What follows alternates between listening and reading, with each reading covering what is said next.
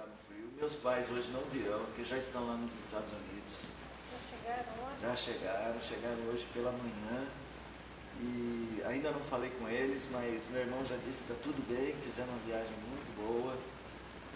Então eu estou imaginando como é que eles estão lá naquele país, conhecendo coisa nova e falando, ouvindo as pessoas falarem um outro idioma, que eles não têm a menor ideia do que significa, né? Deve ser uma experiência muito interessante. E que Deus abençoe muito, sejam dias lá bem gostosos. Eles vão ficar até 14 de novembro lá. Até 14 de novembro. Deixa eu ligar meu microfone para falar com a voz da consciência. Ô voz da consciência, eu vou poder começar? Já estamos gravando. Puxa vida, você nem me avisa. Então é isso, meus irmãos. Eu peço a vocês que orem por eles. A viagem deles é uma viagem, vão ficar mais dias, né? Até 14 de novembro, uma experiência mais prolongada. A gente também acha que tem que ser mesmo, porque já que vai gastar esse dinheiro todo para a viagem, né? Vamos tentar aproveitar. Não dá para ficar mais tempo, porque meu pai tem um serviço aqui, ele não pode abrir mão do serviço que ele faz, ele tem essa responsabilidade. Ele até está viajando um pouco contrariado por causa disso, mas falou com o patrão dele liberou. Então peço as suas orações. E se eles estiverem assistindo e lembrar de acessar a internet, fica um abraço para vocês, viu, pai e mãe? Estamos com saudade, mas aproveitem bastante, tá? Meus irmãos, o nosso tema hoje, nós vamos voltar para o livro de Apocalipse. Neste livro nós já vimos a centralidade de Cristo, vimos aqui a importância da igreja, e vimos aqui a força dos inimigos de Cristo, de como essas três personagens, elas trabalham neste livro. Bruna, é esses três personagens ou essas três personagens? Essas. Personagem é uma palavra feminina. Boa noite, meus irmãos. Essa semana aprendi que a palavra matiz é uma palavra masculina. Eu até assustei. É o matiz. Né? Vários matizes. Não dá a impressão que é uma palavra feminina? Pois é, a gente vai aprender. Então, personagem é uma palavra feminina. Essas três personagens, Cristo, a igreja e os inimigos de Cristo, que se tornam inimigos da igreja por causa de Cristo, eles são as personagens, ou elas são as personagens que estão dividindo essa história, especialmente a meta-história do livro de Apocalipse. Nós vimos isso e percebemos o seguinte: quando temos a meta-história, a partir do capítulo de número 4, nós vimos aquele negócio, que ela é contada em círculos, né? Ela é contada assim, ou seja, ela é contada começo, meio e fim, aí volta para o começo, meio e fim, aí volta para o começo, meio e fim, uma repetição, lógico, sempre de pontos de vista diferentes, o ponto de vista terreno, né? Lembra? A igreja sendo perseguida e Cristo dizendo: ao vencedor eu darei a coroa da vida, por exemplo. A história sendo contada do ponto de vista lá dos selos, que Cristo abre os selos, mas depois ele tem a vitória, né, lá nas trombetas. Depois ela é contada no capítulo de número 12, quando ele fala lá da mulher, do filho da mulher, quando ele fala dos descendentes da mulher, da perseguição do dragão, de como o anticristo vai perseguir e como Cristo vai ter a vitória. E por fim ele vai falar lá na última etapa de como ele vai ter, ele apresenta já as bodas do Cordeiro, e depois ele fala: mas Cristo vai derrotar os inimigos, espalhar os cadáveres deles por todos os lugares, e aí vem o juízo final. Então, a pergunta que nós estamos fazendo hoje para esse texto é: por que Cristo repete tanto isso? Por que o livro de Apocalipse ele é tão cíclico? Existe algum motivo? Talvez existam vários motivos para isso, mas hoje vamos abordar por que a própria Bíblia é bastante repetitiva. Quando você lê a Bíblia, você percebe que há um método de repetição. Em várias histórias as coisas são contadas e elas quase sempre acontecem as mesmas coisas. Deus salva o seu povo, Deus resgata o seu povo, Deus fala dos pecados do seu povo. Ele está sempre contando a mesma história. Nós temos, já vimos na semana passada aquela curiosidade, né? Temos até salmos repetidos na Bíblia, né? E alguns integralmente. Se você pegar os livros dos reis e os livros das crônicas, você vai falar, olha, são as mesmas histórias, né? É lógico que elas foram contadas com propósitos diferentes, mas por que a Bíblia tem tantas repetições? Por que o livro de Apocalipse se repete tanto? Essa pergunta nós vamos tentar abordá-la, e no final, se Deus nos der a chance hoje, ainda, nós chegarmos lá, nós vamos ver o seguinte, que apesar do livro de Apocalipse aparentemente mostrar a igreja, né, sempre perseguida, sempre, digamos, numa situação inferior, de luta, de sofrimento, o livro não foi feito apenas para contar e para mostrar a igreja como a parcela mais fraca, como se ela tivesse de ser passiva e somente esperar o Senhor Jesus Cristo. Algo que a igreja precisa fazer, e este livro nos traz esse ensino. Nós precisamos evitar o erro de achar que a única coisa que a igreja deve fazer é esperar no Senhor Jesus Cristo. É esperar no Senhor Jesus Cristo. Mas essa espera tem uma rotina que nós devemos trabalhar com ela. Essa espera, ela não é uma espera totalmente passiva. Apesar da palavra espera sugerir passividade, esperar, não, ela não é uma espera passiva. A igreja age enquanto espera. Este livro de Apocalipse também não é um livro para a igreja ficar naquela, né? Jesus Cristo vai nos salvar, vamos ficar aqui e vamos ver o que acontece. Não, ela tem caminhos a seguir. Então também é um livro que deve nos despertar a atitude, a ação. Tá bom? Vamos começar com uma oração. Vamos ficar em pé para esta oração. Vou pedir a Bruna que faça essa oração por nós. Depois iremos cantar o hino 163. Senhor meu Deus, obrigada por mais esse dia de vida, Senhor, e por o Senhor tocar em nossos corações para estarmos aqui hoje, apesar do frio, da chuva e de qualquer outra circunstância que poderia ter tirado a nossa vontade de estar aqui para aprender mais de Ti. Sim, que o Senhor esteja com cada um de nós aqui, Senhor, abre os nossos corações, as nossas mentes para entender mais a Sua palavra. Amém, que nós Senhor. possamos ter mais entendimento daquilo que o Senhor quer para as nossas vidas, Senhor, que Sim, através Senhor. da compreensão da Bíblia nós possamos ter mais intimidade com o Senhor e assim possamos apreender melhor os Seus ensinamentos para poder aplicá-los nas nossas vidas, Amém, Senhor. Senhor. Amém. Que esteja orientando também o pastor nessa hora, que ele possa falar tudo que o Senhor quiser que ele fale, Senhor, para que ele possa ser instrumento para guiar as nossas vidas, Senhor. Amém. Esteja com os estudos de hoje, com as pessoas que estão aqui, que estão acompanhando pela internet, e que o Senhor esteja com cada um de nós. Eu te peço, te agradeço em nome de Jesus. Amém. Amém. Amém. Hino 163. Sempre cantamos este hino com a música do hino 3. Né? Não sei se vocês conhecem. Conhecem sim, já cantamos, né?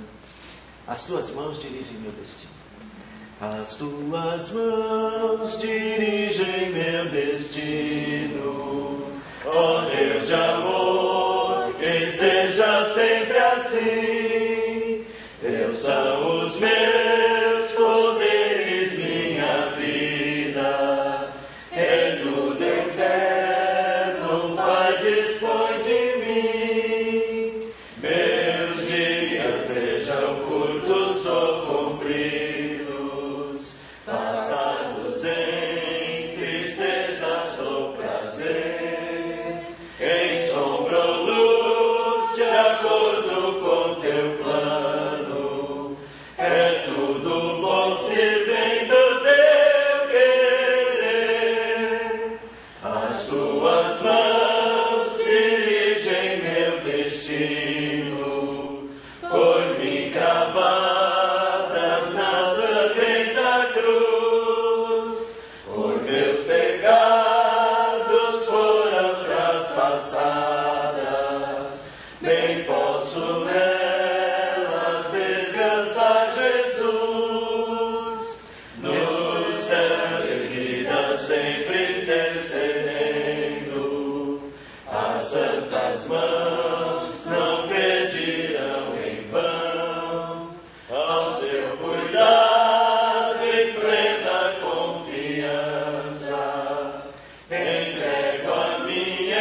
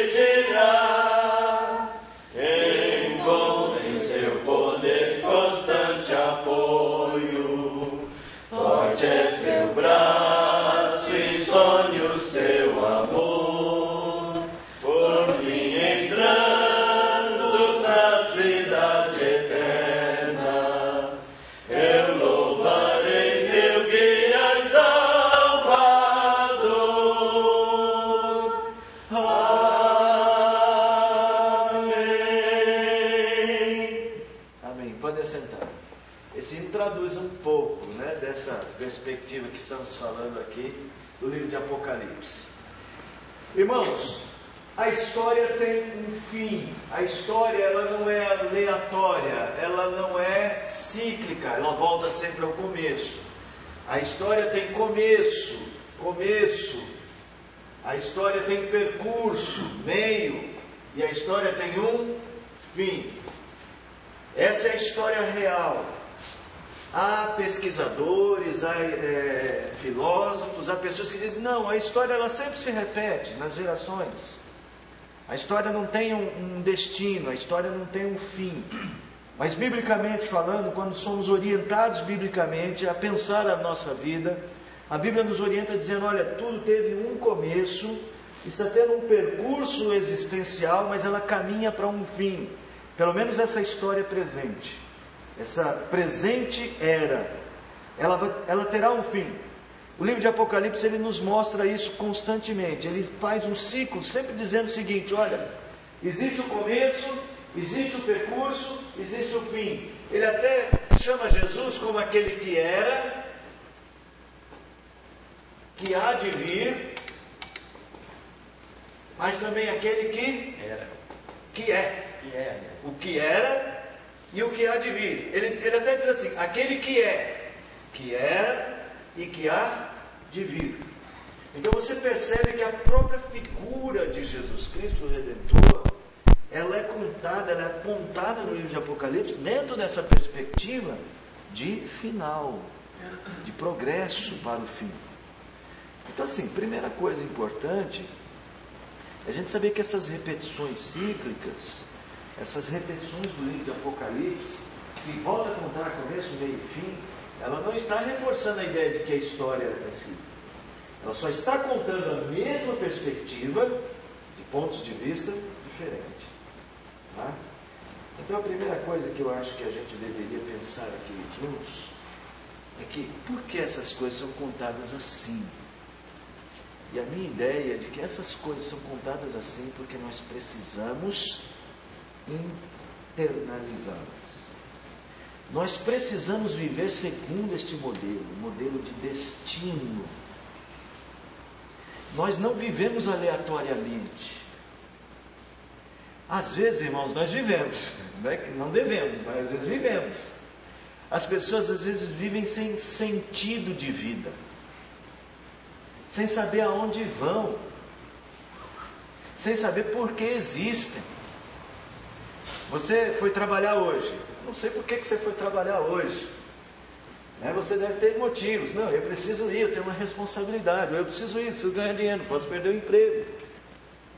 Mas quando você perde a ideia de finalidade da existência, você perde um pouco de sentido no dia a dia. Não sei se vocês entendem o que eu estou tentando dizer, às vezes eu não consigo.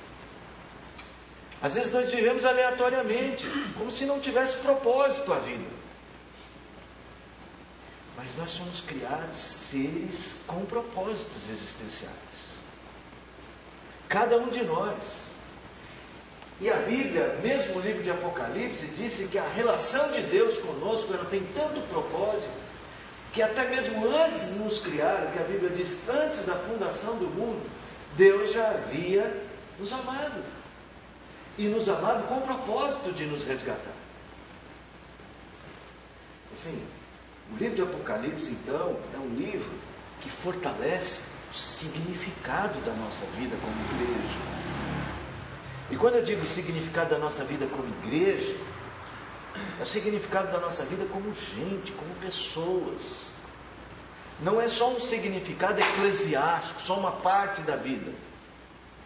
É tudo que nós somos e tudo que nós fazemos, ele acaba sendo revestido de sentido, porque tudo que nós somos, tudo que temos, tudo que fazemos, Deus tem propósito. Tudo bem? Estamos olhando com a carinha assim, de que, pastor, isso hoje está complicando. Se tiver, pergunta. Tá? Comece a pensar que a sua vida, ela não é um mar de incertezas. Ela pode ter mudado de rumo algumas vezes. Você pode ter decidido tomar alguns caminhos, e aquele caminho não deu certo, eu vou para este. Mas isso não torna a sua vida um mar de incertezas. É muito importante no livro de Apocalipse, e é importante para a igreja. Eu quero que você entenda que o livro está sendo escrito para as igrejas, para nós. E é como se Jesus tivesse, gente, preste atenção, a vida não é aleatória. A vida tem uma finalidade.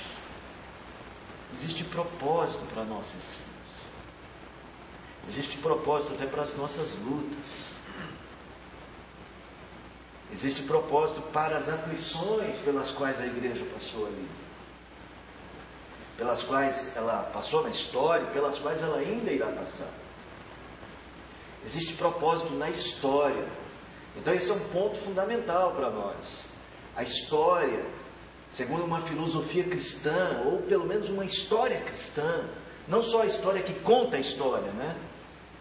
Mas a história cristã no sentido mais de pensamento histórico. Nós não vivemos aleatoriamente, nós entendemos como cristãos que a história tem propósito. Ela está caminhando para uma finalidade, para um fim. Tá? O final de todas as coisas na história é aquele momento, né, que a gente chama de escatom.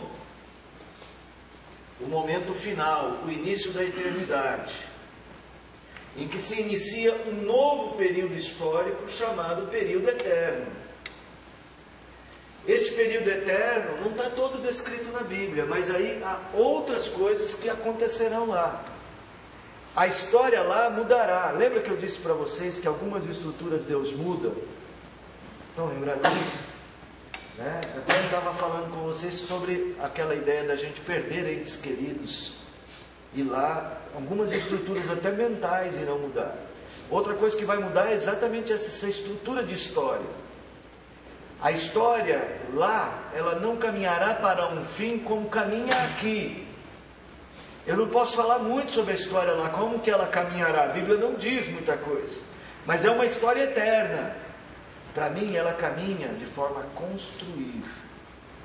Sabe? Nós teremos cada vez mais, não só conhecimento, mas cada vez mais estruturas para a nossa fé. É uma história que ela não começa aqui e termina ali, ela cresce. Ela vai crescendo, ela vai se tornando cada vez mais consistente. Nós vamos entendendo a vida mais, e vamos entendendo um relacionamento com Deus mais. O universo vai ser pequeno para o nosso conhecimento futuro. Mas eu não quero falar em futurologia hoje, tá? Quero falar dessa história. Por que então nós precisamos dessa consciência histórica? Essa consciência de existência com propósito. Porque para mim, a igreja, ela não pode sofrer o que sofre, achando que a vida não tem sentido. Infelizmente, ainda temos crentes que vivem como se a vida não tivesse sentido para eles. Talvez por causa das lutas pelas quais passam. Eu até entendo isso. Que às vezes a gente passa por períodos tão duros na vida da gente, que a tendência nossa é a gente se perder, né? Ficar confuso com tudo que está acontecendo, as pressões da vida. Você já viu isso? As pressões da vida deixam a gente meio confuso. Inclusive, há pessoas que questionam a própria fé. Mas ele, que sentido tem esse Cristo se eu estou tão confuso? Então a primeira lição que o livro de Apocalipse nos deixa é que a sua vida, por mais confusa que seja, ela tem que trabalhar com esta visão. Você tem que ter uma visão escatológica da vida. Uma perspectiva de que sua vida se encaminha para esse dia. Não só a sua, de todos os seres humanos. Mas a sua se encaminha para este dia, para o privilégio de ter o encontro final com Jesus Cristo. Abra em Apocalipse, vamos lá no capítulo 22. quero que você faça a relação exata do seu dia a dia com a volta de Jesus Cristo. E aqui está um ponto que a igreja foi perdendo ao longo dos anos, né? Ouvia-se muito falar antigamente, e as pessoas que já estão na fé há mais tempo que eu ou que nós, falavam assim, a igreja antes falava mais da volta de Jesus. Falava-se muito da volta de Jesus, e a gente foi perdendo um pouco disso, né? Você sabe que as pessoas falam mais da volta de Jesus nas épocas de maior crise, né? Então talvez no período aí, os irmãos mais velhos um pouquinho aí, não, falava mais antes da volta de Jesus, é a sua opinião também? Então talvez assim no período da ditadura, naquele período duro, que a vida era mais difícil, né?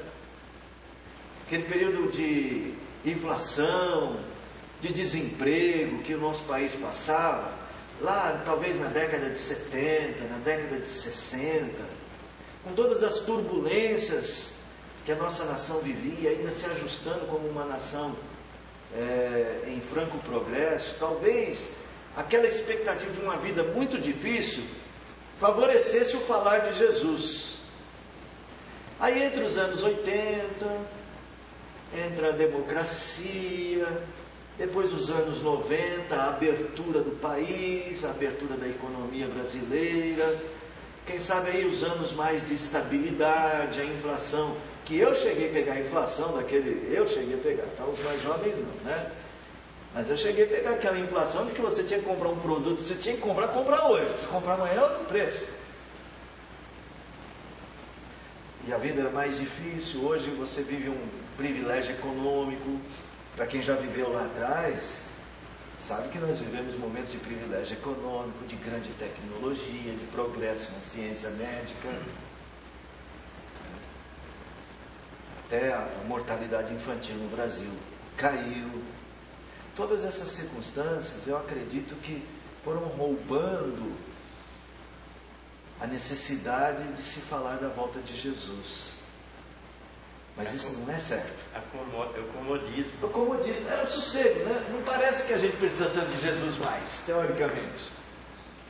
Nós estamos com tudo à mão. Tem gente que está com tudo tão à mão, que você fala assim, eu quero fazer uma viagem hoje, pega um avião e vai.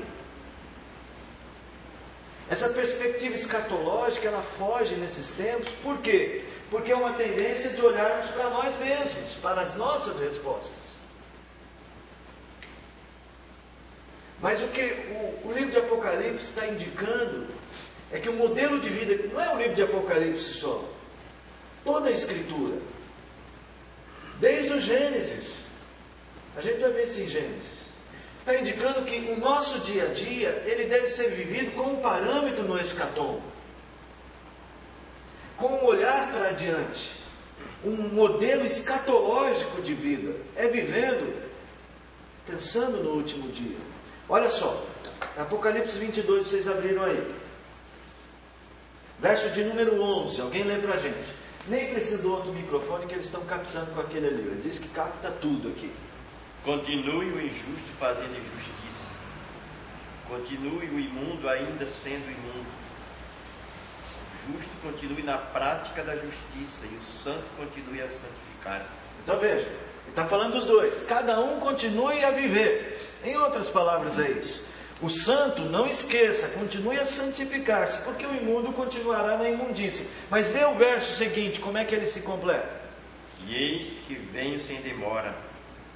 Comigo está o galardão que tenho para retribuir a cada um segundo as suas obras. Então esse processo de vida, este processo existencial de continuar fazendo o que temos que fazer, ele está ligado à volta de Jesus. É assim que o Senhor enxerga a nossa vida. E é assim que Ele está dizendo para a igreja de Apocalipse, aquelas 7 igrejas, e para nós, que nós devemos viver. Você tem de pensar constantemente na volta de Jesus. O seu pensar na volta de Jesus, esse constante martelar do pensar na volta de Jesus, ele dará propósitos mais elevados à sua vida. Vamos dar um exemplo. Vamos pegar o Eldo. Eldo é o seu Paulo não gosta que fala peroeiro. Como é que é? Condutor escolar. Seu Paulo é o peroeiro lá no Mackenzie. Não, não sou peroeiro, sou condutor escolar. Eldo é condutor escolar. Esse é um trabalho bem rotineiro. Passa nas mesmas casas, pega as mesmas crianças, leva para a escola, cumpre os horários.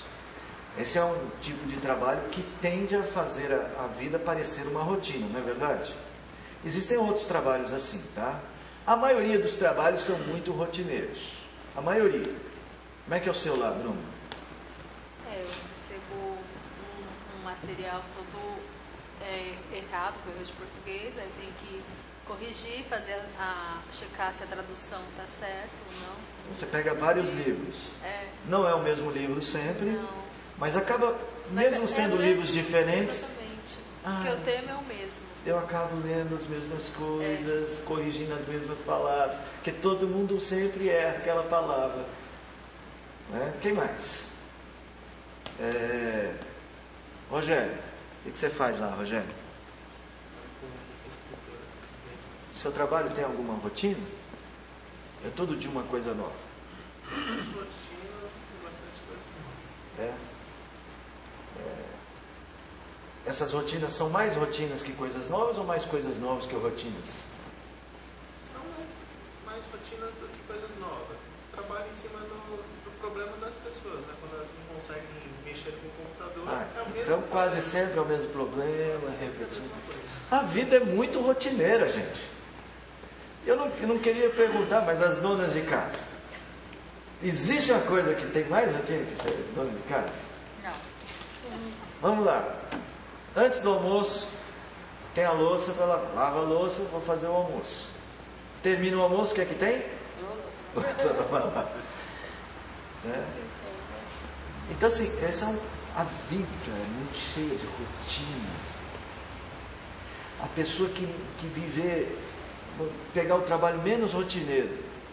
Eu estava vendo aí profissões, as melhores profissões do mundo, né? Apareceu lá na Discovery, as melhores profissões do mundo. Aí o que votou foi um cidadão que era fotógrafo de campeonato de surf. Ele era fotógrafo de campeonato de windsurf.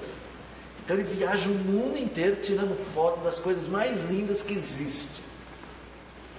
Mas aí foram perguntar para ele se ele se cansaria. Ele falou assim, eu me canso, porque está sempre viajando. Eu queria parar um pouco. A vida é muito cheia de rotina. O problema não é que a vida tenha rotina.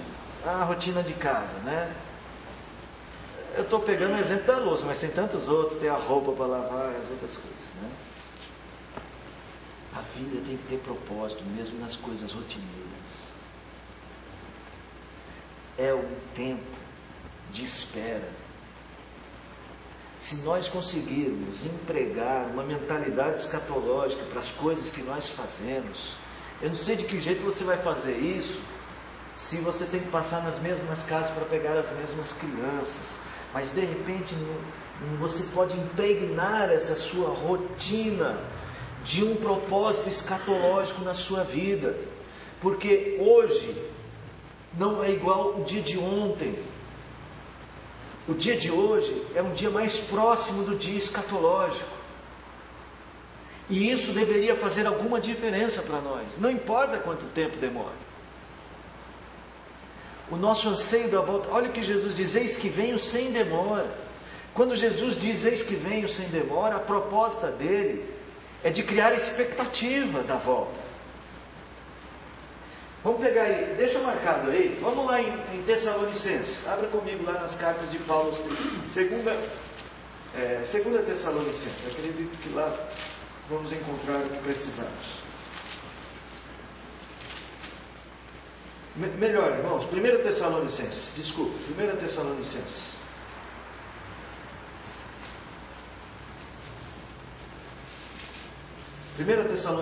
Capítulo de número 4.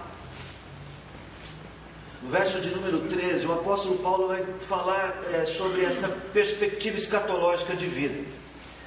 Não queremos, porém, irmãos, que sejais ignorantes com respeito aos que dormem, aí aos mortos, tá? Para não vos entristecerdes como os demais, que não têm esperança. Veja aqui que a ideia dele, assim, pessoas que pensam que a existência acaba, deixa de acontecer qualquer coisa depois da morte, eles vivem sem esperança. A perspectiva de uma vida escatológica já começa a te dar esperança. Por mais difícil que seja a sua vida, ela provoca esperança para os que estão em Cristo. Pois se cremos que Jesus morreu e ressuscitou, assim também Deus, mediante Jesus, trará em sua companhia os que dormem. Olha só, já está falando daquele último dia da ressurreição. Então ele vê que a esperança está ligada a isso. Continua. Ora, ainda vos declaramos por palavra do Senhor isto, nós, os vivos, os que ficarmos até a vinda do Senhor, de modo algum precederemos os que dormem. E eu quero te dizer que Paulo tinha uma postura de vida escatológica. Como é que eu sei? Como é que eu sei por esses versos? Como é que eu posso dizer isso? Tem um detalhe aí nesses versos, eu não sei se vocês conseguiram notar, que indica que Paulo tinha uma perspectiva escatológica de vida. Além dele acreditar na ressurreição dos santos, ele acreditava numa outra coisa que está aí. Olha só, ele diz assim: nós, os vivos. Paulo acreditava piamente que a volta de Jesus era para ele. Paulo não falava assim, gente, olha, aqueles que estiverem vivos quando Jesus voltar, porque pode ser que ele demore bastante. Ó, não esqueça, hein, vocês aí, ó, dando um recado para nós, né? Então Paulo falou assim, eu vivo uma vida escatológica. Ele tem uma perspectiva escatológica. Ele acha que na geração dele Cristo poderia voltar. Cristo havia deixado claro, quando disse aos apóstolos, que o dia ninguém sabe. Mas quando ele diz o dia ninguém sabe, e quando lá em Apocalipse ele diz venho sem demora, ele está propondo uma maneira de você viver desejando aquele dia. Deveria influenciar mais o nosso dia a dia, a nossa rotina, o pensar que Cristo vai voltar. E isso cada um de nós deve exercitar no que faz, em como vive. Eu vou tentar dar um exemplo de como eu faria isso na minha vida, e você vai adaptar para a sua vida. Eu tento não passar nenhum dia, sem dizer para as minhas filhas e para minha esposa, eu te amo. E sem tentar permitir com que de alguma forma Cristo molde as nossas palavras, nosso modo de viver. Por quê? Porque Cristo pode voltar já. A gente tem que aproveitar e remir o tempo. É o que a Bíblia diz. Remir o tempo. Porque os dias são maus. Isto implica em procurar fazer coisas boas o máximo que pudermos, pela maior quantidade de tempo que dispusermos para isso. Eu não lembro agora. Mas hoje o Inão está aí, ele lembra. Se você for falar de texto dele. A maioria dos apóstolos, né, eles viviam nessa expectativa, nessa perspectiva, né, da volta de Cristo. A maioria não, todos eles. É que nem todos eles escreveram coisas, né, para a gente saber. Mas os que escreveram deixaram muito claro isso, essa perspectiva. Isso voltaria ainda antes deles morrerem. Por exemplo, Pedro. Pedro fala na segunda carta. Na segunda carta Pedro fala assim, por que vocês julgam demorada a volta de Jesus? Ela não é demorada, porque um dia para Deus é como 1000 anos e 1000 anos é como um dia. Ele está dizendo que para alguns é demorado, mas pode vir a qualquer momento. E esse é um princípio bíblico, desde o Velho Testamento. Adão viveu a perspectiva escatológica, assim como Eva.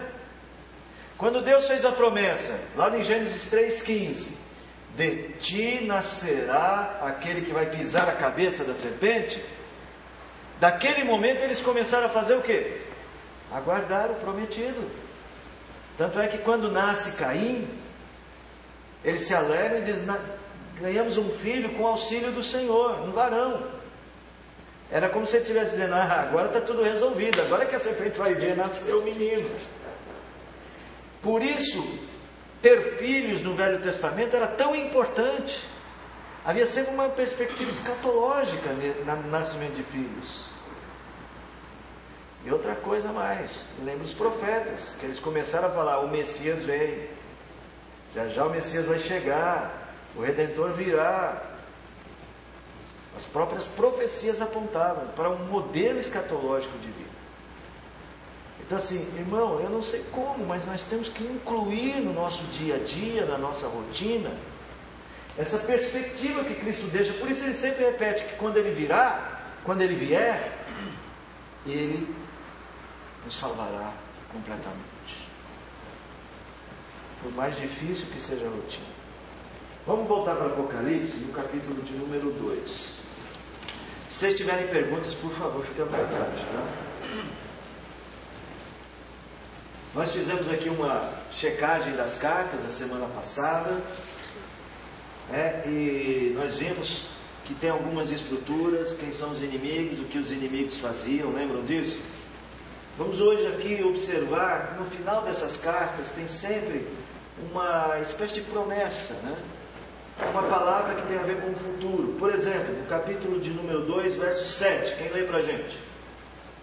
Quem tem ouvidos, ouça o que o Espírito diz às igrejas.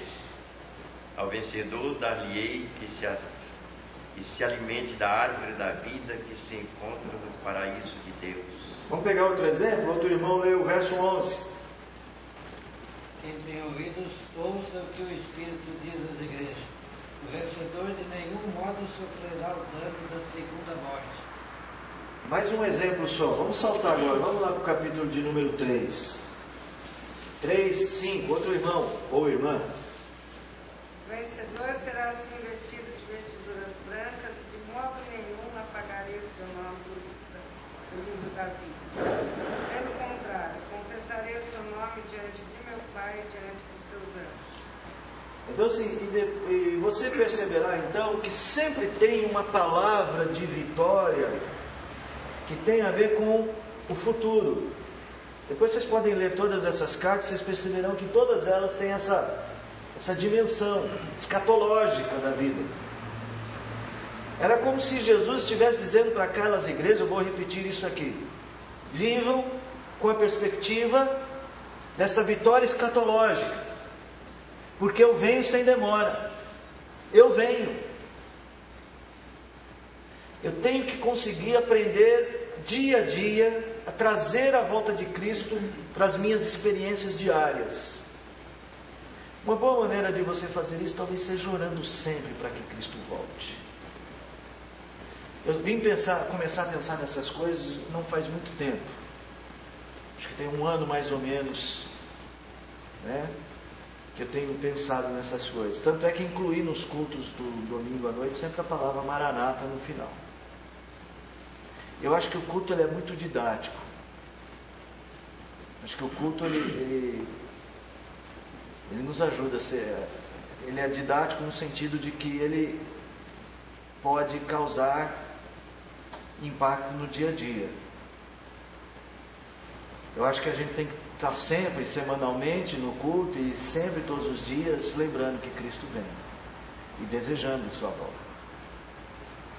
E de uma certa maneira, adaptando o nosso dia a dia para esta volta. Tá?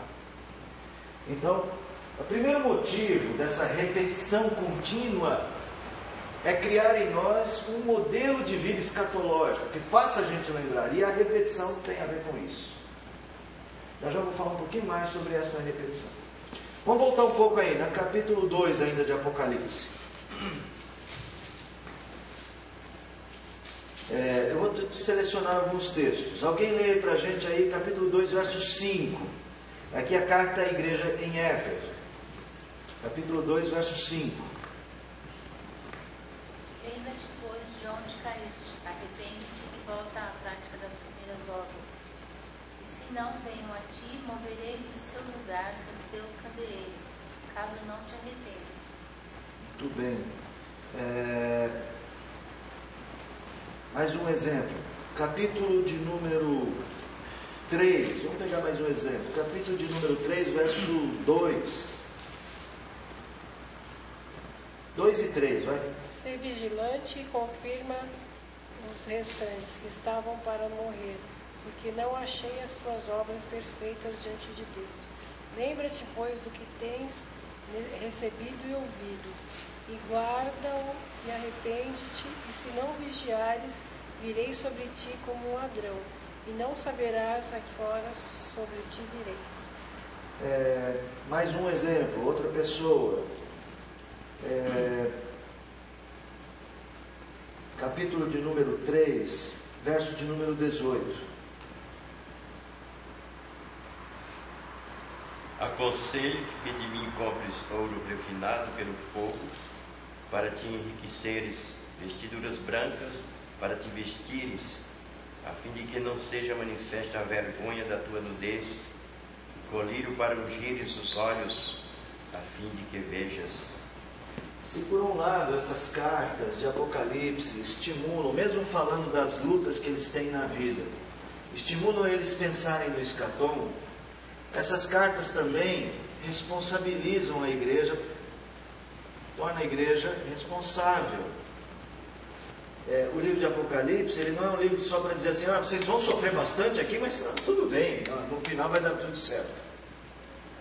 Então, ele é um livro que implica em responsabilidades. Veja onde caíste e volta ao primeiro amor. Olha, tem umas coisas que estão erradas aí, consolida o resto que está errado, mas cuidado para ninguém roubar o que você tem. Continua fazendo o que é bom. Aconselho-te que compre de mim ouro refinado. Ele está dizendo assim, que venha buscar coisas preciosas em mim, não em vocês. Por isso que é a carta mais egocêntrica. Aí a de Laodiceia, a última, do capítulo 3, aí, a partir do verso 14. Então veja, quando eu tenho uma vida de perspectiva escatológica, ela aumenta ou altera o meu nível de responsabilidade no modo como eu vivo. Isso é importante. Não, eu estou sempre pensando na volta de Jesus. Mas rouba, mente. Veja, você não está trazendo essa perspectiva para cá.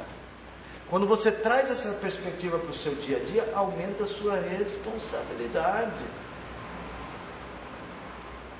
Então o livro de Apocalipse é um livro também que vem responsabilizar a igreja no modelo de vida que ela tem de viver. Se a gente não tem um modelo de vida escatológico, se a gente perde a ideia de propósito para a vida, eu posso fazer o que for, o que eu achar que está bom aqui. Aí eu vou para a igreja no domingo. Aí no domingo eu resolvo essa semana. Percebe que aí o evangelho ele começa a ficar truncado na nossa vida. E irmãos, o que é pior é que eu vou voltar àquela crítica que as pessoas fazem à igreja atual. A igreja perdeu a perspectiva escatológica. E daí é muito comum o crente ser um crente de domingo. Tornou-se cada vez mais comum o crente ter uma preocupação espiritual quando alguém lhe fala alguma coisa espiritual. Ele não enxerga a vida dele como uma vida debaixo do reino espiritual de Cristo. Ele perde essa perspectiva. E aí muitos acham que o importante é ser moral. Ter uma vida moralmente correta. Mas nós somos responsáveis não só moralmente, nós somos responsáveis pelo reino. E isso implica em muito mais que moralidade. Implica em consciência de Cristo dia a dia. De que Cristo está vivo, de que está governando todas as coisas e de que voltará para estabelecer o seu reino eterno. E nós estamos fazemos parte deste reino eterno. Então assim, é mais que um compromisso moral com a sociedade. É um compromisso existencial com Cristo. Vamos voltar lá em Tessalonicenses, só para pegar o pensamento do apóstolo Paulo também sobre isso. Essas cartas de igreja aqui, esse alerta que sempre passava para todas as igrejas, sempre tem a palavra, né? Quem tem ouvidos para ouvir, ouça. Quem tem ouvidos para ouvir, ouça. E o texto final do livro aqui para que de mim vamos ouvir e para que vejam. Exatamente. Veja, essa não é uma mensagem para qualquer pessoa, é para quem tem ouvidos para ouvir. E quem é que tem ouvidos para ouvir? Os que estão em Cristo. Os outros só escutam. Os outros têm ouvidos, mas não para ouvir. Há uma diferença entre ouvir e escutar. Então, veja que a ideia de criar um propósito existencial é para a igreja. A igreja vai ter que entender que essa não é uma coisa que está espalhada na sociedade. A sociedade não tem ouvidos para ouvir. Quando eu digo sociedade, eu falo os homens sem Cristo. Lembra que nós lemos lá? Continue o ímpio na sua impiedade. Não tem como ouvir isto, a não ser que Cristo lhes dê coração. Mas aqui para crer. Ele está falando para as igrejas, e dentro das igrejas tem os que não ouvem. Ah, sim, é verdade. Tem isso também, né? Tem o joio no meio da igreja.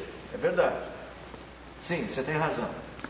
Mas há de uma certa forma, também uma demonstração de amplitude, né? De que os outros também não ouvem. Não só os crentes falsos, mas os outros. Se você abriu em Tessalonicenses, capítulo 5.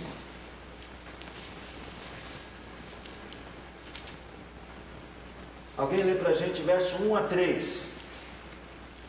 Irmãos, relativamente aos tempos e às épocas, não há necessidade de que eu vos escreva, pois vós mesmos estáis inteirados com precisão, e o dia do Senhor vem como ladrão de noite. Quando andarem dizendo paz e segurança, eis que lhes sobrevirá repentina destruição, como vêm as dores de parto, a que está para dar à luz, e de nenhum modo escaparão. Irmãos, a minha esposa, ela não deu a luz por parto normal, foi tudo cesárea. Então as dores foram controladas. Tem alguém aqui que deu a luz por parto normal? Quando foi que você planejou ter dores? Como é que aconteceu? As dores vieram repentinamente? Começaram a doer e intensificou-se? É mais ou menos isso que ele está dizendo aqui. Você sabe que está para vir, mas você sempre acha que vai ser depois de amanhã. Dói um pouco mais. Mas aí a hora que vem mesmo. O que Paulo está nos dizendo é assim, nós temos que vigiar. Depois vocês leiam a continuidade do texto, o texto vai falar, não durmamos, nós não podemos dormir no ponto, né? Paulo não diz no ponto, quem está pondo no ponto sou eu, depois dos pontos de Paulo. Não durmamos, nós não somos das trevas, nós somos do dia. Nós somos pessoas que estão alertas para a realidade do reino. Só que de vez em quando a gente dorme. Como se o reino não estivesse lá. Como se o rei não estivesse no trono. E vivemos sem essa perspectiva. E o que a Bíblia pede de nós é que nós nunca percamos essa perspectiva. Por que é que Cristo repete tanto isso em Apocalipse? Porque isso é fundamental. Só que isso é fundamental, mas é difícil entrar na nossa cachola, no nosso coração. É ou não é? Epa, eu não ouvi nada. Vocês acham que isso entra fácil no nosso coração, na nossa mente?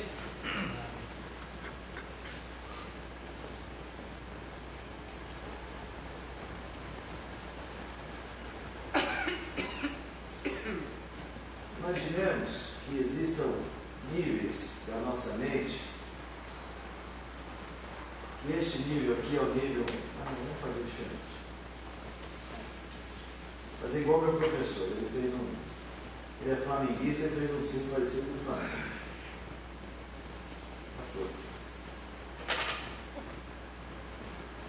Continua tudo.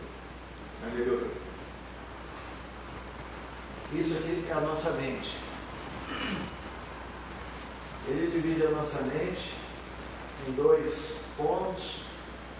Este polo aqui, ele chama de coração. Eu, na verdade, chamo tudo de coração, mas ele chama de coração e eu vou chamar aqui, que nós já falamos, o coração profundo. Lá atrás, quando estávamos estudando sobre a mente cristã, eu chamei isso aqui de coração profundo. E aqui um coração onde estão as ações mentais. No coração profundo do crente, mais profundo do coração, tem aquele núcleo de verdade básica, a verdade que comanda tudo. Lembra aquela verdade que eu falei que é o Espírito que implanta em nós? A nossa nova vida. Um princípio de vida baseado no conteúdo de verdade da existência de Deus, da realidade de Jesus, da realidade do reino, essas coisas. Nós estamos programados mentalmente para isso. Só que nessa esfera aqui dos pensamentos gerais, é a esfera que está mais acessível a nós. Aqui nem sempre esses pensamentos estão correspondendo a esse núcleo de verdades aqui. Para que esses pensamentos do dia a dia, vou chamar hoje assim, tá? Eu não chamaria assim, mas hoje. O que a gente faz no dia a dia, que é o que o meu professor lá chama de o nosso psicossocial, a parte que mostra para as pessoas quem nós somos, para que isso esteja cheio dessa verdade, essas verdades têm que ser fortalecidas. Como é que elas são fortalecidas? As caixinhas da palavra de Deus, das verdades da palavra de Deus. Eu vou pôr aqui, palavra de Deus, palavra de Deus, palavra de Deus, palavra de Deus, palavra de Deus, palavra de Deus, palavra de Deus. As verdades da palavra de Deus têm que ser inculcadas em nós. Lá em Deuteronômio, capítulo de número 6, a Bíblia determina que os pais devem inculcar a lei de Deus aos filhos. Inculcar não, inculcar. Então falarás delas assentado na tua casa, deitado, ao levantar-te, ao deitar-te, no caminho, nos umbrais das portas, atadas as mãos, atada à testa. Tudo isso um processo de internalização da palavra de Deus, que fortalece o lastro de verdade que nós temos e que mais fortemente vai agir nos nossos pensamentos do dia a dia. Jesus insiste com a sua igreja que ela entenda, que ela perceba, que ela sempre olhe de várias perspectivas o princípio, meio e fim da história e a redenção que está chegando. Para a gente saber e internalizar que este mundo não é o nosso lar. Ele ainda está por vir. Veja, se a gente não faz isso, não internaliza isso, há uma tendência de, neste ambiente dos nossos pensamentos, nós nos perdemos. Porque não pode esquecer, ainda tem no nosso coração restos do velho homem. Também está lá. Esses aqui vão matar o velho homem e alimentar o novo homem. E os outros pensamentos, vamos chamar aqui de pensamentos do homem, pensamentos velhos, vão alimentar o velho homem. A igreja é incentivada na Escritura a viver escatologicamente, trazendo esse Cristo escatológico na responsabilidade do dia a dia, para aumentar essa consciência do reino. Gente, Quando eu digo, este mundo aqui não é a nossa pátria, estou dizendo que nossa vida futura, a nossa real morada, ela não é esse lugar de pecados. Isso aqui é uma presente existência. Nós desejamos coisas muito grandiosas. E para nós elas foram entesouradas. Pedro fala disso de forma muito clara. Abra comigo aí nas cartas de Pedro. Eu citei para vocês a segunda carta, na qual ele fala lá sobre a volta de Jesus. Mas vamos ver na primeira. Capítulo 1 da primeira carta de Pedro.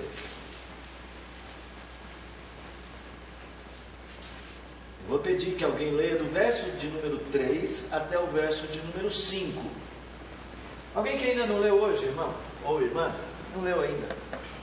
Bendito Deus e Pai de nosso Senhor Jesus Cristo, que segundo a sua muita misericórdia nos regenerou para uma viva esperança, mediante a ressurreição de Jesus Cristo dentre os mortos, para uma herança incorruptível, sem mácula, imarcessível, reservada nos céus para vós outros que sois guardados pelo poder de Deus, mediante a fé, para a salvação preparada para revelar-se no último tempo.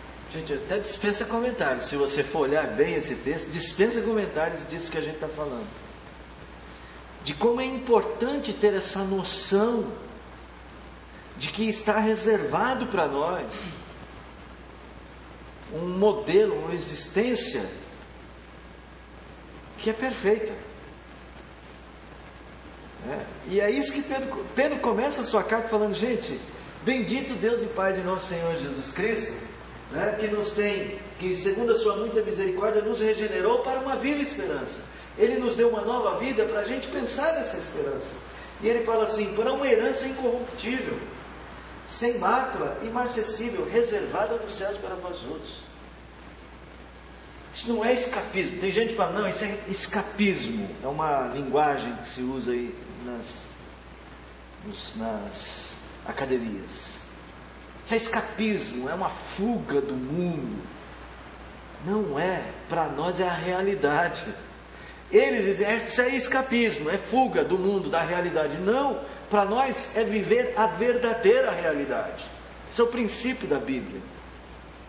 Para a Bíblia, para o cristão, para o crente, para o que vive biblicamente, aí eu gosto de dizer o cristão bíblico, porque já tem tanto tipo de cristão, Para o cristão bíblico, o reino de Cristo é real. E Pedro fala, este reino de Cristo que está reservado, ele é o nosso propósito de alcance existencial. E olha só, mais uma vez vocês vão ver que é importante o dia a dia. Aí veja só, ele está dizendo, olha vocês, bendito Deus, porque Ele fez isso para nós, guardou a herança lá para nós. No verso 5 ele fala, guarda a gente para essa herança. Aí no verso de número 6, olha como é que ele começa. Ele diz assim, nisso exultais. Vamos lá, vamos entender. Lembra essa herança que ele falou, maravilhosa, inacessível e tal? Nessa herança, exultais, embora no presente, por breve tempo, se necessário, sejais contristados por várias provações. Ele está dizendo assim, aquilo que Apocalipse está dizendo. Olha, vocês passam por muitas tribulações, mas não se esqueçam da herança. Ela está chegando. A Bíblia se interpreta pela Bíblia. Exatamente. Então é uma sequência. Ela é muito coerente, a Escritura é toda coerente. Do começo ao fim ela propõe um modelo de vida, e esse modelo é o que nós temos que seguir. Então assim, voltando lá para as repetições, nós precisamos marcar isso no nosso coração, que Cristo vai voltar, e que a nossa casa é lá. Essa carta que Pedro está escrevendo, ele está escrevendo para uma igreja que, como vocês já viram aqui, está passando por lutas. Olha só o capítulo 4, verso 12. Amados, não estranheis o fogo ardente que surge no meio de vós, destinado a provar-vos, como se alguma coisa extraordinária estivesse acontecendo. Pelo contrário, alegrai-vos na medida que sois coparticipantes dos sofrimentos de Cristo, para que também, olha só, na revelação da sua glória, vos alegreis exultando. Você sabe quando é que é a revelação da sua glória, né? A volta. Volta aí, falando em volta, volta comigo no capítulo 2, verso 11. Alguém lê aí o verso 11 e 12, do capítulo 2. Amados, exorto-vos, como peregrinos e forrasteiros que sois, a vos absterdes das paixões carnais que fazem guerra contra a alma, mantendo exemplar o vosso procedimento no meio dos gentios, para que, naquilo que falam contra vós outros, como de malfeitores, observando-vos em vossas boas obras, glorifique a Deus no dia da visitação. Dia da visitação, da volta. Perceba como para eles, para os apóstolos, era tão importante viver responsavelmente esses dias para sermos glorificados no dia da volta. E aí ele usa uma palavra muito bonita, né? Como forasteiros que sois. Outra versão acho que está peregrinos. Tem alguma outra versão? Fala peregrinos e forasteiros. Peregrinos e forasteiros. E alguma tem alguma outra versão? Não tem nenhuma que tenha assim, estrangeiros? Então veja só, essa é a perspectiva de Paulo, ou de Pedro aí, e era a perspectiva dos apóstolos, que nós temos que ter uma perspectiva existencial bastante elevada em relação ao nosso futuro. Por isso que é muito importante os nossos hinos, eles contêm mensagens sólidas da teologia bíblica. Me vem à mente agora o hino 288, o poeta. Não é o outro. Não? Sou forrasteiro aqui, em terra estranha estou. Celeste pátria, assim, é para onde vou. Então essas verdades têm de ser repetidas. Jesus está internalizando na sua igreja uma consciência de segurança, uma consciência de paz e de propósito existencial. O livro de Apocalipse está fortalecendo a nossa consciência de propósito existencial da igreja e de paz. As pessoas estão aí discutindo hoje o futuro do planeta, né? Se o aquecimento global vai fritar todo mundo aqui, como é que vai ficar? Se vai ter comida no futuro para todo mundo? São questões muito importantes. Mas o cristão, ele não aborda essas questões do jeito que a pessoa sem Cristo aborda.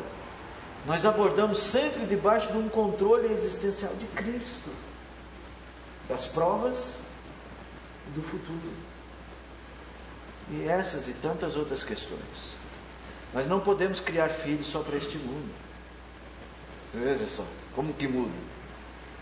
Eu falo muito disso, que às vezes nós gastamos todos os nossos recursos para dar a melhor faculdade, as melhores escolas, fazer de tudo para os nossos filhos se darem bem na vida. Que a gente sabe que precisa, e eu não sou contra não, sou a favor. Mas você não pode só fazer esse tipo de investimento na vida do seu filho.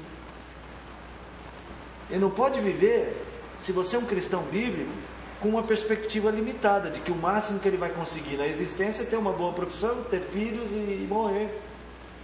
Tem que prepará-lo para a vida com Cristo. E tudo isso tem a ver com o modo como a gente acumula bens. Tem gente que vive para acumular os bens.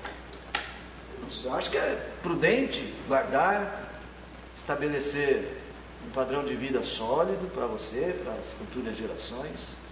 Mas a sua maneira de viver não pode estar só nisso. Jesus Cristo diz: louco, esta noite pedirão a tua alma, que tens ajuntado para quem será?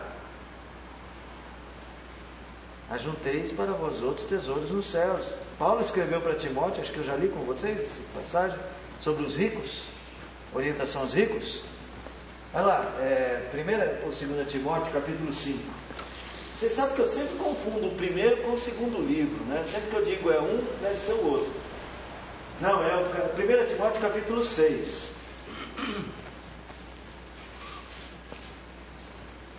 Olha o verso 17. 17 a 19. Vai lá, Renata, lê pra gente.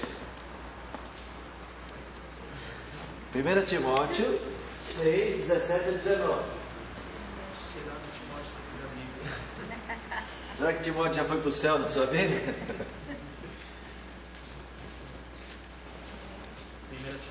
1 Timóteo 6, 17 a 19.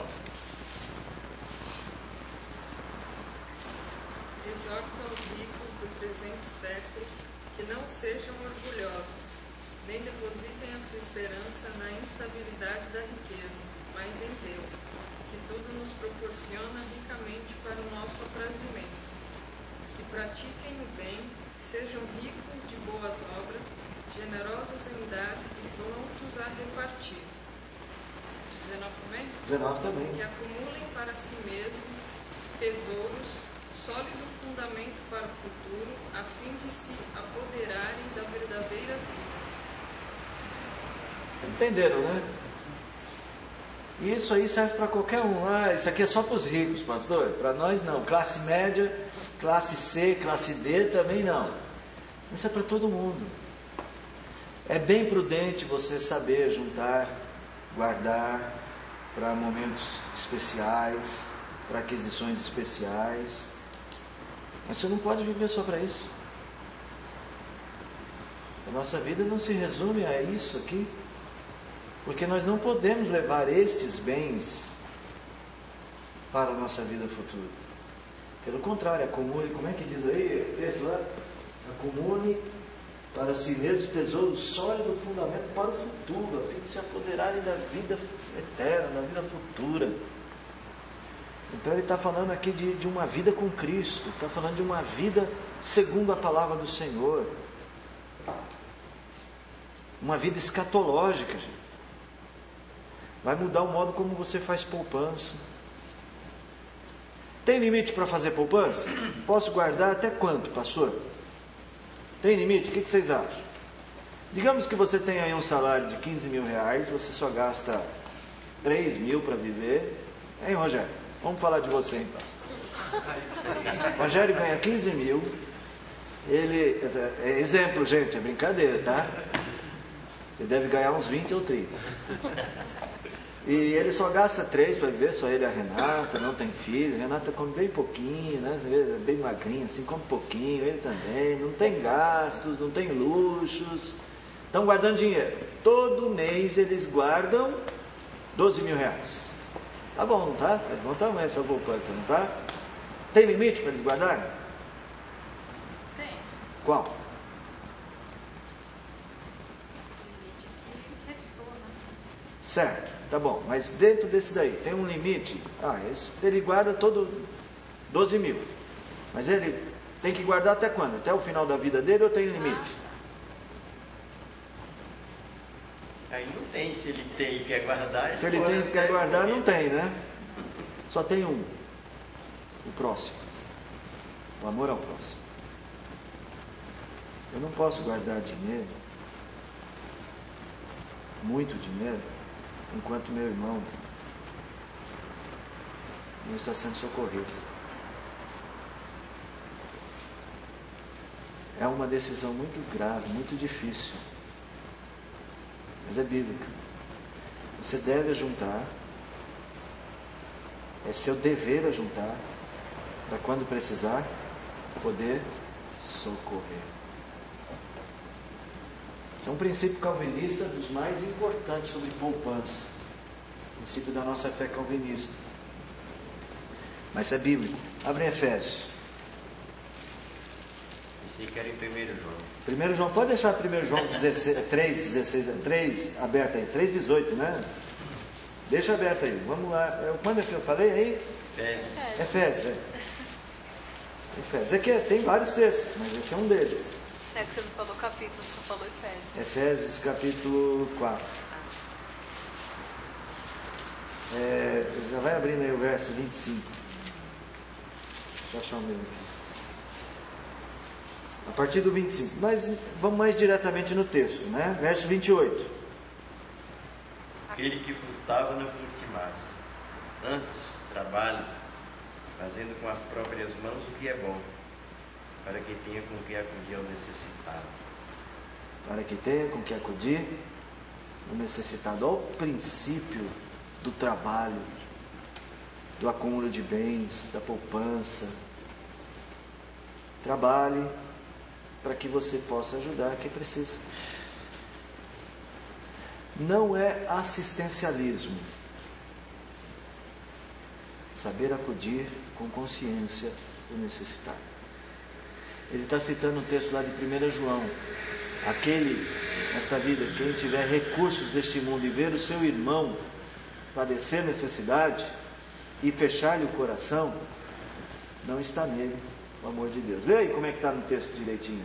Não. Ora, aquele que possui recursos deste mundo e vir a seu irmão padecer necessidade, fechar-lhe o seu coração, como pode permanecer nele o amor de Deus? Tá vendo? Quem tem um princípio escatológico de vida, que sabe que a vida é maior, que somos peregrinos, pode acumular bens? Pode, mas será natural para você não estar tão apegado a eles, de tal forma que você, eu não dou no empréstimo porque eu trabalhei muito para ganhar. Você não se apega tanto. Porque é um modelo existencial que você pratica todos os dias. Vai ser natural para você. Você não vai suportar. Porque a palavra de Deus está sendo internalizada no seu coração. Você está vivendo segundo as influências dela. Irmãos, essa é a minha perspectiva, uma delas, né, sobre por que Apocalipse repete tanto essa ideia da vitória de Jesus, da nossa luta e da vitória de Jesus. Não dá tempo hoje, mas daqui a 2 semanas, que a semana que vem eu não serei o ministrário do estudo bíblico. Semana que vem estarei numa viagem, num congresso lá em Águas de Lindóia. Então, na outra semana, nós vamos estudar os capítulos 12, 13 e 14 de Apocalipse, e vamos estudar esses capítulos mesmo, 12, 13 e 14, 14 mais o início só, e nós vamos ver o seguinte, que a igreja tem de ter um compromisso e a igreja tem de fazer a sua parte. Trazer Jesus Cristo para o dia a dia, ótimo, mas existe mais que isso. É um viver responsável, mas é um viver que tem uma responsabilidade específica que nós não podemos abrir mão. Não é só um viver moral, não é só um viver consciente da volta de Jesus. E viver para o reino tem uma parcela de um trabalho que temos que fazer que não podemos abrir mão, que eu vou adiantar, né, para vocês saberem. Pregação da palavra de Cristo. É o ID de Jesus. E nós vamos ver como que isso está nesses 2 capítulos. Tá bom? Apocalipse é um livro bem interessante, né? Aliás, a Bíblia é um livro tão rico, tão precioso.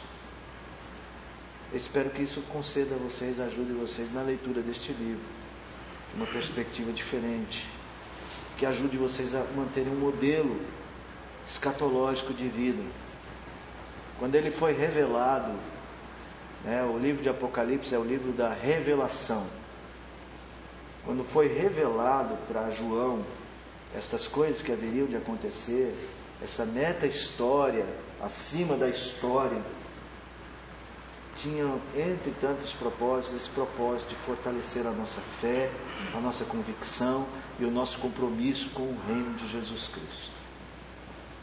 Se há um compromisso do qual você não pode abrir mão, é com o reino de Jesus Cristo.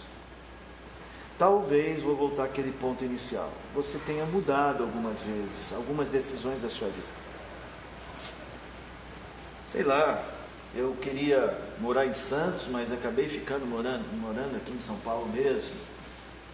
Eu tinha um propósito de ser um empresário do ramo de automóveis e acabei ficando trabalhando numa área médica.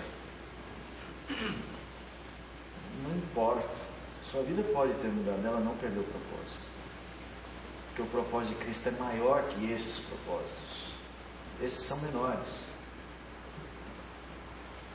Talvez que nem a Soninha, né? Abriu mão lá da Gessi Lever, né, Soninha? Já não estava mais na Gessi Lever? A gente foi terceirizado. A gente foi terceirizado. Vocês foram terceirizados. Soninha abriu mão do serviço, do emprego para cuidar dos filhos. Pode ser que chegue alguma hora e fale assim: a minha vida está sem propósito. Nunca é sem propósito. Se você traz Cristo para o seu dia a dia e pensar, por exemplo, você, na oportunidade maravilhosa que você tem de ensinar para os seus filhos pequenos que Cristo vai voltar e que eles são do reino de Cristo, e colocar isso lá dentro, que escolinha nenhuma vai fazer isso para você. Pode ser a mais cristã que for, não vai fazer. Aí você vai entender que a sua vida tem propósitos elevadíssimos. Ou não tem?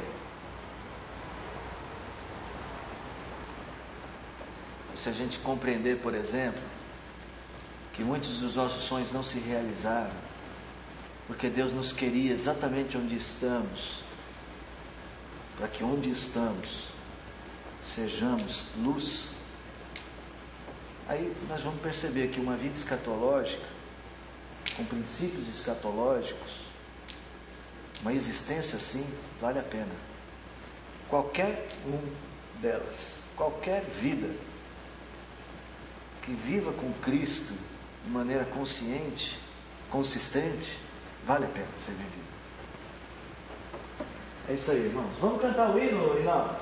Qual que é o número mesmo? 288. 288. Vamos ficar em pé, irmãos? Vocês vamos cantar? Cadê, Rogério? Vai tocar ou não? Não, né?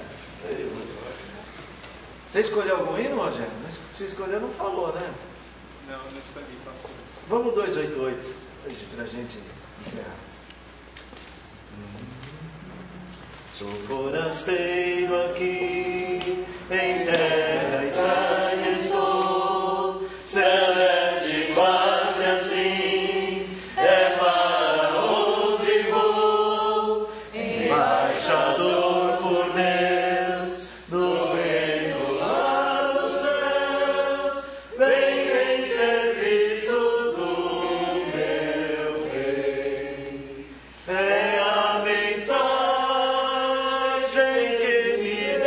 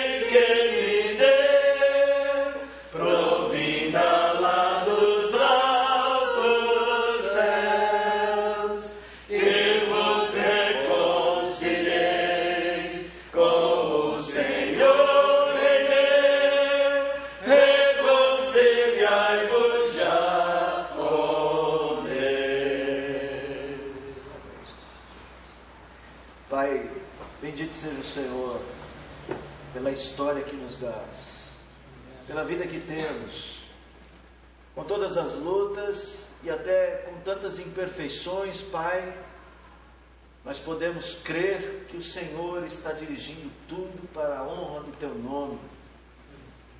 Obrigado por nos fazeres participantes do reino de Cristo Jesus. Obrigado por nos ensinar e nos ajudar a perceber isso no nosso dia a dia, a viver para isso. Obrigado porque nos destes ouvidos para ouvir, coração pronto para crer. Ajuda-nos a internalizar estas verdades, Senhor, de uma maneira tal que possamos viver isto, Deus, no dia a dia, de forma natural. Que pensar em Cristo e na sua volta, Deus, seja como respirar para nós. Graças te damos porque esse dia se aproxima. Graças te damos porque tua palavra é viva e eficaz e é capaz de nos fortalecer para aguardar a Cristo voltar. Muito obrigado pelos irmãos de fé que se reúnem aqui para estudar a tua palavra.